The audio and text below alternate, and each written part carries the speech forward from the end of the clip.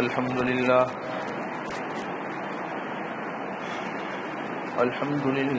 وحده والصلاة والسلام على من لا نبي بعده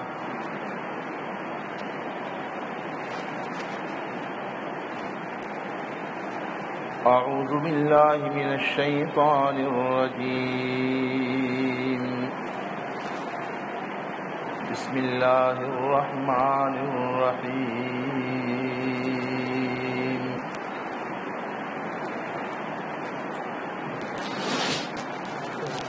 قد أفلح المؤمنون الذين هم في صلاتهم خاشعون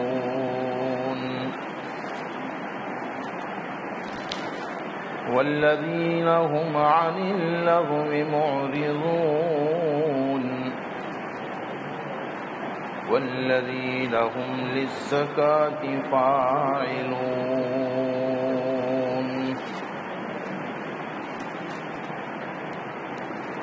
صدق الله مولانا العظيم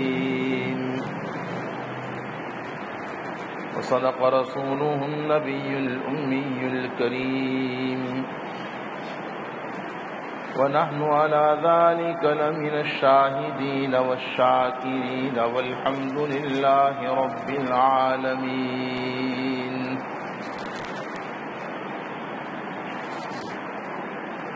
اللہ تبارک و تعالی نے قرآن کریم کی اس سورہ مبارکہ میں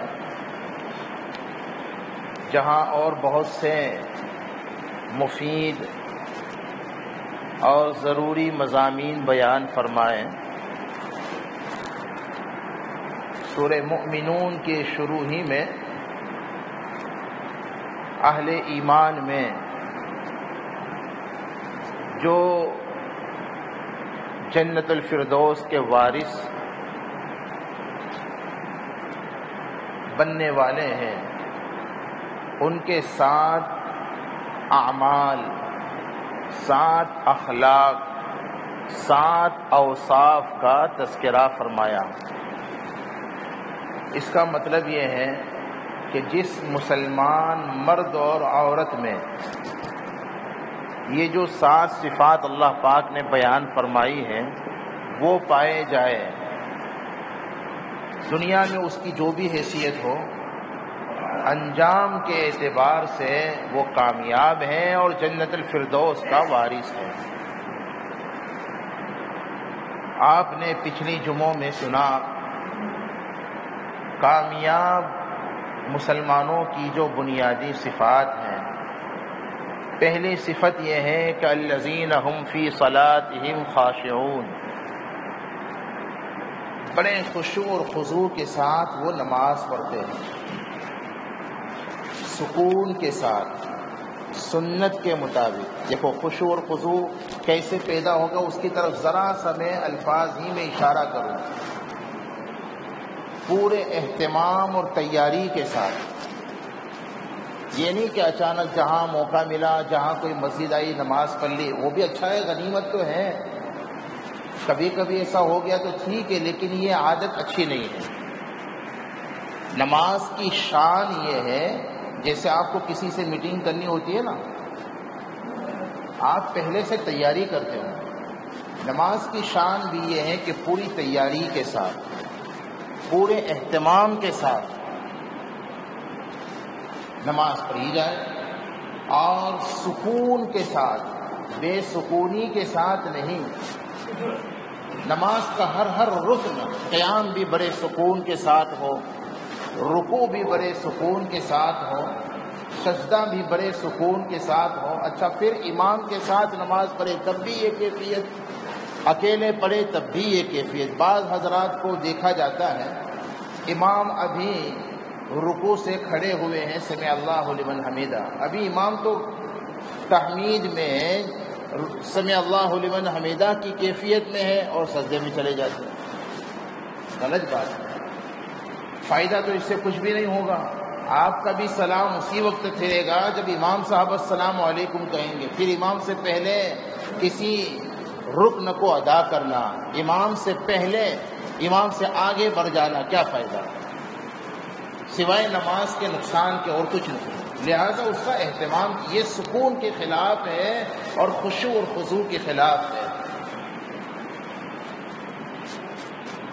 سکون کے ساتھ نماز پڑھی جائے، سنت کے مطابق پڑھی جائے اور اس کیفیت کے ساتھ نماز پڑھی جائے گویا اللہ تبارک و تعالی ہمارے سامنے ہے اور ہم اللہ کو اپنے ایمانی آنکھ سے دیکھ رہے ہیں، یا اللہ ہماری نماز کے ہر نقل و حرکت سے باخبر اور واقف ہے۔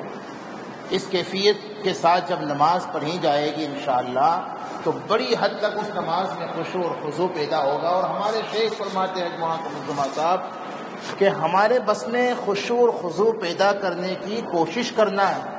اگر ہم کوشش بھی کریں گے تو اللہ تبارک و تعالی ہمیں محروم نہیں کریں گے، اس کوشش کا بھی ہمیں ضرور ثواب عطا فرمائیں گے۔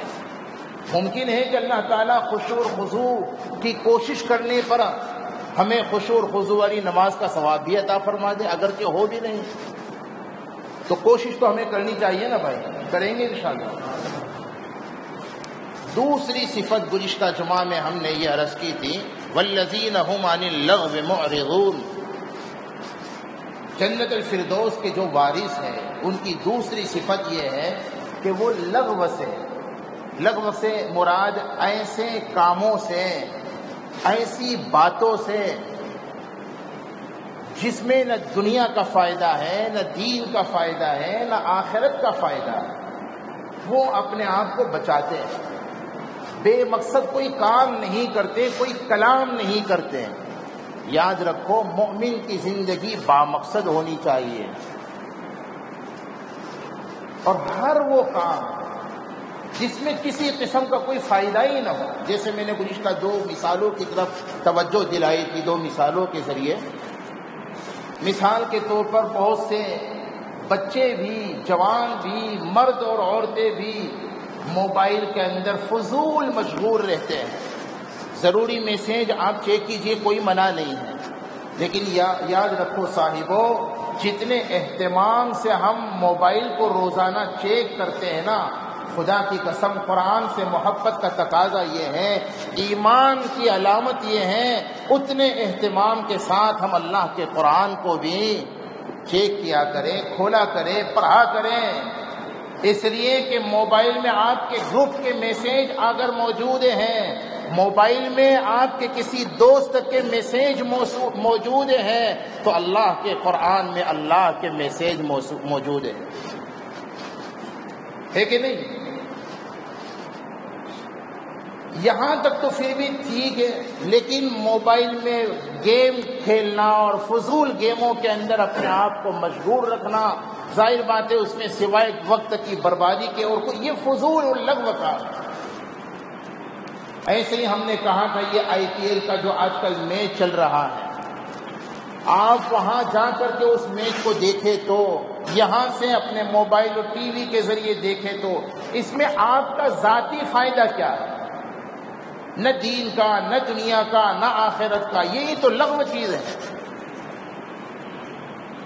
اس سے بچنا چاہتے ہو بھائی؟ ارے بولو نا۔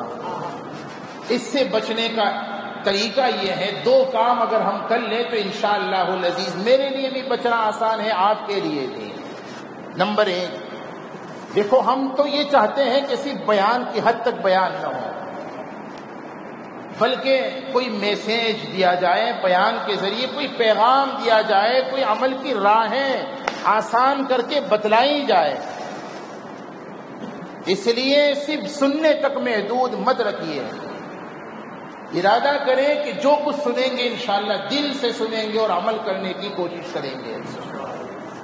فضولیات سے بچنے کا پہلا طریقہ اور پہلا کام یہ ہے کہ ہم نظام الاوقات بنائیں، ٹائم ٹیبل بنائیں۔ اور صاحبوں، جیسے آپ کے بچوں کا آپ نے ٹائم ٹیبل بنایا ہوا ہے، صبح اتنے بجے اٹھنا ہے آپ کو، اتنے بجے تک آپ کو ناشتے سے فری ہو جانا ہے، پھر آپ کو اسکول جانا ہے، اور آج کل اسکول کا آن لائن ہوم ورک یا کام کرنا ہے، اور پھر اتنا ٹیوشن، اور پھر جیسے بچوں کے لیے ہم نظام الاوقات بناتے ہیں، ان سے زیادہ قیمتی وقت ہمارا ہے۔ اسلام کی یہ تعلیم ہے، نظام الاوقات بنائیے اور ہر کام کے لیے کوئی وقت متعین کیجئے، ہر وقت کے لیے کوئی کام متعین کیجئے۔ بات سمجھیں کہ بہت قیمتی باتیں میرے بھائیوں، اسے نارمل اور معمولی مت سمجھیں۔ ہر کام کے لیے، ہر جائز اور مباح کام کے لیے کوئی وقت متعین کیجئے۔ بے وقت کوئی کام نہیں کرنا، یہ بڑے لوگوں کا کام نہیں ہے۔ بامقصد جو زندگی گزارنا چاہتے ہیں، یہ ان کا طریقہ ہی نہیں ہے۔ ہر کام کے لیے کوئی وقت متعین کیجئے۔ ہمارے آرام کا بھی ایک وقت متعین ہونا چاہیے، کھانے کا ایک وقت متعین ہونا چاہیے، کسی سے ملنے جلنے کا، یعنی ضروری تھوڑا ہی ہے کہ آپ بہت بڑی پوزیشن کے آدمی ہو تبھی یہ ساری چیزیں ضروری ہے، ہرگز نہیں۔ ہم میں سے ہر ایک اپنے ہر کام، نظام الاوقات کا مطلب یہ، ٹائم ٹیبل کا مطلب یہ، ہر کام کے لیے کوئی وقت اور ہر وقت کے لیے بولو کوئی کام۔ اپنے آپ کو ضروری اور جائز اور اچھے کاموں میں اتنا مشغول رکھو کہ فضول کاموں کے لیے ہمارے پاس کوئی وقت ہی نہ بچے۔ نہیں سمجھے؟ کر کے دیکھیے، تجربہ کر لیجئے۔ پہلا کام تو ہمیں یہ کرنا ہے۔ دوسرا کام ہمیں یہ کرنا ہے کہ جو آپ نے اور ہم نے نظام الاوقات اپنے لیے متعین کر رکھا ہوا ہے، بس اپنے کام سے کام میں رہو، اپنے کام سے مطلب رکھو۔ ادھر ادھر فضول کے کاموں کے اندر اور دوسروں کے خارجی اور اندرونی معاملات میں خام و خواہ دخل مت دو۔ سمجھے نا؟ انشاءاللہ العزیز ان دو چیزوں پر عمل کرنے سے بڑی حد تک ہم فضولیات سے اور لغویات سے محفوظ رہیں گے۔ گزشتہ ہم نے یہ بھی کہا تھا، لقمان حکیم بہت بڑے آدمی ہیں، اللہ نے ان کی حکمت اور دانائی کی مثالیں قرآن میں بیان کی ہیں۔ قرآن پاک کے 21 پارے پوری ایک سورہ لقمان، مشکات کی روایت میں ہے، ان سے پوچھا گیا کہ اللہ نے آپ کو اتنا اونچا مقام کیسے دیا؟ بظاہر حضرت لقمان کوئی بہت بڑی پوزیشن پر نہیں تھے، بہت بڑے عہدے کے مالک نہیں تھے، ایک غلام تھے، علماء جانتے ہیں، اور غلام بھی نہایت بدصورت کالے کلوٹے تھے، ظاہری اعتبار سے بھی اور دنیاوی اعتبار سے بھی بظاہر بے حیثیت تھے، لیکن اللہ نے کیا عجیب مقام دیا۔ کسی نے پوچھا کہ اللہ نے اتنے اونچے مقام پر آپ کو پہنچایا، کیا وجہ ہے؟ آخر آپ میں کیا اوصاف ہے، کیا خوبیاں ہیں جس کی وجہ سے اللہ نے آپ کو اتنا نوازا؟ تو 3 چیزوں کو بیان کیا۔ کتنی چیزیں بولو؟ نمبر 1 سچائی، نمبر 2 امانت داری، نمبر 3 ترک لا یعنی۔ کبھی جھوٹ کی اپنی زبان سے جھوٹ کی عادت ہی نہیں، اپنی زبان پر کبھی جھوٹ نہیں، ہمیشہ سچ بولنے کا اہتمام کرنا۔ میرے عزیزوں، سچائی کو ہم اپنی پہچان بنائیں، جیسے سچائی سرکار دو عالم صلی اللہ علیہ وسلم کی پہچان تھی۔ ہم سرکار کے اگر امتی ہیں اور سرکار کے اگر ہم چاہنے والے ہیں تو ہمیں بھی سچائی کی پہچان بنانی، سچائی سے اپنی پہچان بنانی چاہیے، اور امانت میں کبھی خیانت نہیں۔ اسی طرح لا یعنی باتوں سے بچنا۔ قرآن پاک میں والذین هم عن اللغو معرضون، جنت الفردوس کے جو وارثین ہیں مؤمنین صادقین، ان کی یہ دوسری علامت بیان فرمائی۔ تیسری علامت یہ ہے والذین هم للزکاة فاعلون، وہ لوگ زکوٰۃ اور تزکیے کا اہتمام کرتے ہیں۔ آیت کریمہ کے 2 مطلب علماء نے بیان کیے ہیں۔ پہلا مطلب تو یہ ہے زکوٰۃ کا اہتمام کرتے ہیں، دوسرا مطلب یہ ہے تزکیے کا اہتمام کرتے ہیں۔ وجہ یہ ہے لفظ زکوٰۃ آیا ہے، والذین هم للزکاة، زکوٰۃ کا مطلب ہے پاکی۔ شرعی اعتبار سے زکوٰۃ تو ہم جانتے ہی ہیں، صاحب نصاب کے مال کا وہ 2.5% حصہ جو ایمان والوں میں مستحقین کو دیا جاتا ہے اسے تو زکوٰۃ کہتے ہیں۔ زکوٰۃ کو زکوٰۃ اس اعتبار سے بھی کہتے ہیں کہ زکوٰۃ مال کی پاکی کا ذریعہ ہے۔ اللہ تبارک و تعالی زکوٰۃ نکالنے والوں کے مال کو میل سے اور ضائع ہونے سے محفوظ فرما دیتے ہیں، سمجھے نا؟ اور یہ زکوٰۃ بھی ہمارے مالوں میں مستحقین کا ایک حق ہے۔ قرآن نے کہا جو کچھ مال تم کماتے ہو اپنی محنتوں سے، اپنی جاب، اپنی شاپ اور اپنی فکروں اور مزدوریوں وغیرہ سے، ان مالوں میں تم یہ سمجھتے ہو کہ صرف ہمارا ہی حق ہے، جہاں اس مال میں تمہارے کمائے ہوئے مالوں میں تمہارا حق ہے وہاں اس میں اوروں کا بھی حق ہے۔ وفی اموالہم حق للسائل والمحروم، ہمارے مالداروں کے مالوں میں غریبوں کا حق ہے جسے زکوٰۃ کہا جاتا ہے۔ ایمان والوں کی بنیادی صفات میں سے ایک زکوٰۃ کا اہتمام کرنا۔ یقین جانو اسلام نے زکوٰۃ کی شکل میں غریبی کو مٹانے کا منظم نظام پیش کیا ہوا ہے۔ اگر اہل ایمان اپنے اموال کی مکمل زکوٰۃ مستحقین تک پہنچانے کا اہتمام کر لے تو ایسی صورت میں کم سے کم مسلمانوں کے معاشرے سے بڑی حد تک غریبی کا خاتمہ کیا جا سکتا ہے۔ آج اگر ہمارے سماج میں، ہمارے رشتہ داروں میں، ہمارے آس پاس میں غریبی نے ڈیرا ڈالا ہوا ہے تو اس کی بڑی وجہ دو ہی ہے، کوئی مانے نہ مانے یہ حقیقت ہے۔ پہلی بڑی وجہ یہ ہے کہ ہمارے بہت سے مالدار لوگ اپنے مالوں کی زکوٰۃ ادا ہی نہیں کرتے ہیں، یا جتنی ادا کرنی چاہیے حساب کے ساتھ مکمل زکوٰۃ ادا بولو نہیں کرتے۔ ہم میں سے ہر ایک کو اپنا جائزہ لینا ہے۔ زکوٰۃ اگر آپ ادا نہیں کرو گے تو اللہ تبارک و تعالیٰ فرشتوں کو نہیں بھیجے گا جیسے انکم ٹیکس کے آفیسر آتے ہیں۔ فرشتے چیک کرنے کے لیے نہیں آئیں گے آپ کے اکاؤنٹ کو کہ آپ نے زکوٰۃ ادا کی ہے یا نہیں کی ہے، وہ چیکنگ ہوگی آسمانوں میں مرنے کے بعد قیامت میں۔ دنیا میں کسی کو معلوم ہو نہ ہو اللہ کو معلوم ہے۔ بھائیوں اپنے مالوں کو اگر محفوظ کرنا چاہتے ہو، اللہ کے طرف سے فرشتوں کے ذریعے مالوں کی حفاظت اگر چاہتے ہیں تو اس کا بہترین طریقہ نبی نے جو بتلایا وہ زکوٰۃ مالوں کی ادا کرنا۔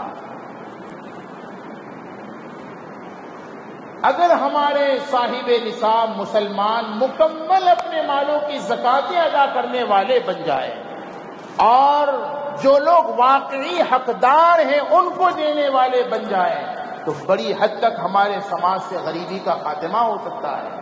اول تو ہم میں سے پوری زکوٰۃ ادا کی نہیں جاتی، اور جو لوگ ادا کرتے ہیں وہ بہت کم اس کا اہتمام کرتے ہیں کہ ان کی زکوٰۃ واقعی مستحقین کو پہنچے۔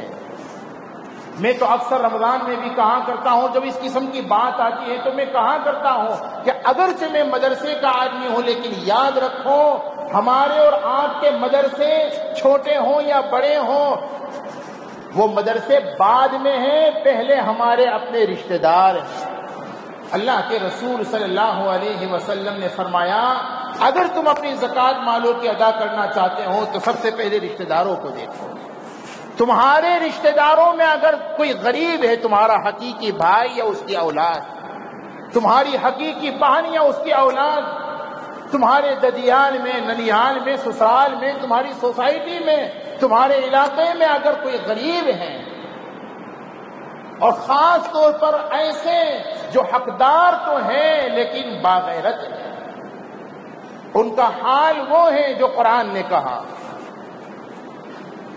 قرآن پاک میں فرمایا للفقراء الذین احصروا فی سبیل اللہ لا يستطيعون ضربا في الأرض يحسبهم الجاهل أغنياء من التعفف تعرفهم بسيماهم لا يسألون الناس إلحافا. تفصیلات میں جانے کا موقع نہیں، میں بہت مختصراً یہ عرض کر دوں.